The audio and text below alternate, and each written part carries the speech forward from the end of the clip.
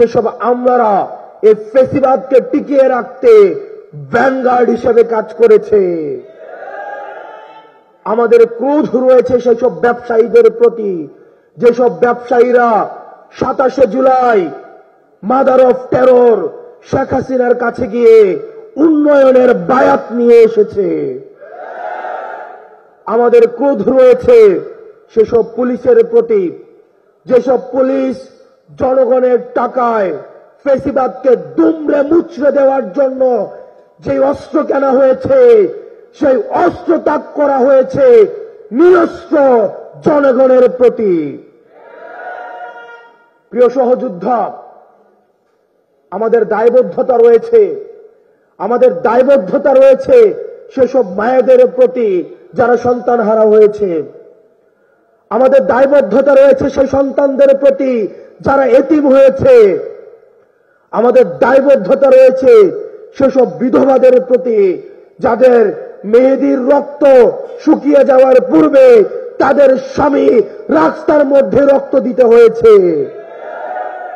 আমাদের 16 বছরের আঘাত, এই টকশোজীবী কিছু বুদ্ধিজীবী যারা ভারত থেকে যাদেরকে ফাইন্যান্স করা হয়, তাদের কথা শুনে আমাদেরকে ভুলে গেলে চলবে না। আমাদের এই আওয়ামী জাহিলিয়াতের অত্যাচার এবং নিপীড়ন আমাদের বারবার মনে করতে হবে। আপনাদেরকে মাথায় রাখতে হবে, আমাদের মুভমেন্ট দুই ধরনের হয়, ফরওয়ার্ড মুভিং এবং ব্যাকওয়ার্ড মুভিং। আমরা যদি এই বর্তমান সময়টাকে কাজে না লাগাতে পারি, তাহলে ভবিষ্যতের কাঠগড়ায় আমরা ঠিক ওই ধরনের অপরাধী হিসেবে বিবেচিত হব যারা আজকে বর্তমানের কাঠগড়ায় যেভাবে আমরা অতীতকে আমরা অপরাধী হিসেবে বিবেচনা করছি। সেজন্য আপনারা যারা তরুণ প্রজন্ম রয়েছেন, আপনার এবং আমার দায়বদ্ধতা অনেক বেশি। আজকে 2024 এই কারণে ঘটেছে, কারণ যারা আমাদেরকে নেতৃত্ব দেওয়ার কথা ছিল, যেসব অভিভাবক রাজনৈতিক দূরদৃষ্টি সম্পন্ন, যারা আমাদেরকে ভ্যানগার্ড হয়ে আমাদের পরবর্তী ভবিষ্যৎটা মসৃণ করার কথা ছিল, তারা ব্যর্থ হয়েছে বিদায় আজকে 24-এ তরুণ প্রজন্ম গুলির সামনে দাঁড়াতে হয়েছে। সুতরাং পরবর্তী বাংলাদেশ বিনির্মাণের ক্ষেত্রে আমাদের তরুণ প্রজন্মকে এগিয়ে আসতে হবে। যারা আমাদের অভিভাবক রয়েছে, যারা অভিজ্ঞতা সম্পন্ন আমাদের পূর্ব প্রজন্ম রয়েছে, তাদের থেকে আমরা অভিজ্ঞতা নিব। তাদের অভিজ্ঞতা এবং এই তরুণ প্রজন্মের সাহস, এই দুইটার সংমিশ্রণে আমাদের পরবর্তী বাংলাদেশ বিনির্মিত হবে। কোন শক্তি যদি রাষ্ট্রীয় কাঠামোর মধ্য দিয়ে মনে করে থাকে এই তরুণ প্রজন্মকে মাইনাস করে দিয়ে পরবর্তী বাংলাদেশ বিনির্মাণ করবে, ক্ষমতার লোভে অন্ধ হয়ে গিয়ে তারা যদি মনে করে থাকে এই তরুণ প্রজন্মকে তারা মাইনাস করে দিয়ে নিজেরাই সংসদের দিকে যাত্রা করবে, তাহলে তারা সেটা ভুল ভাবছে। প্রিয় সহযোদ্ধা, আপনাদেরকে মনে করতে হবে আমাদের এই সংগ্রামটা যত না বেশি আমাদের দলীয়, তার চেয়ে বেশি আমরা একটা জেনারেশন কনফ্লিক্টের মধ্যে রয়েছি।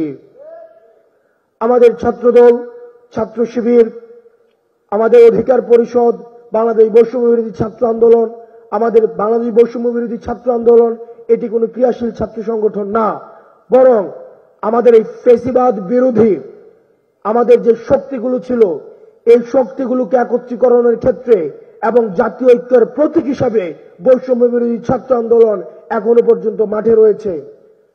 আমাদের যে ছাত্র সংগঠনগুলো রয়েছে ফ্যাসিবাদ বিরোধী, তাদের প্রতি আহ্বান থাকবে, আপনাদেরকে বুঝতে হবে এটি কোনো তথাকথিত কনভেনশনাল কোনো রাজনৈতিক ধারাবাহিকতা এখন আমরা নেই। আমরা একটি জেনারেশন কনফ্লিক্টের মধ্যে রয়েছি। প্রতিনিয়ত আপনাকে নিয়ন্ত্রণ করতে, আপনার মগজের দখল নিতে, আপনার মেরুদণ্ডকে দাসখতের আওতায় ভুক্ত করতে আমাদের পূর্ববর্তী প্রজন্ম সতর্ক দৃষ্টিতে রয়েছে, কারণ তারা এই তরুণ প্রজন্মের প্রশ্নকে ভয় পায়, তারা এই তরুণ প্রজন্মের এই আপোষহীন মনোভাবকে ভয় পায়। সুতরাং আমরা যদি ঐক্যবদ্ধ না থাকতে পারি, তাহলে আমাদের এই পূর্ববর্তী প্রজন্ম যারা আমাদের এই ফেসিবাদের এই শাসন কাঠামোর মধ্যে আমাদেরকে শিকলবন্দি করে রেখেছিল, তারা এখন আপনার মগজল দখল নিতে ব্যস্ত, তারা আপনার স্বাধীন চিন্তার দখল নিতে ব্যস্ত, তারা আপনার মেরুদণ্ডকে বিক্রি করে দিয়ে আবার আপনাকে দাসখতের আওতাভুক্ত করতে ব্যস্ত। সুতরাং আপনাকে স্বনির্ভর হতে হবে, আপনার চিন্তার জায়গায় স্বনির্ভর হতে হবে, আপনার পলিসির জায়গায় স্বনির্ভর হতে হবে। প্রিয় সহযোদ্ধা, আমাদের 24 পরবর্তী বাংলাদেশ গঠন করার জন্য আমরা তরুণ প্রজন্ম ঐক্যবদ্ধ হিসাবে এবং পূর্ববর্তী প্রজন্মের অভিজ্ঞতা নিয়ে আমরা সামনে এগিয়ে যাব। আপনাদের সাথে আবার দেখা হবে আমাদের লড়াইয়ে, কখনোই আপোষ হবে না। বছর শেষের খুশি নগদে হবে বেশি। নগদ পেমেন্টে নির্দিষ্ট ক্যাটাগরির কেনাকাটায় 300 টাকা পর্যন্ত ক্যাশব্যাক।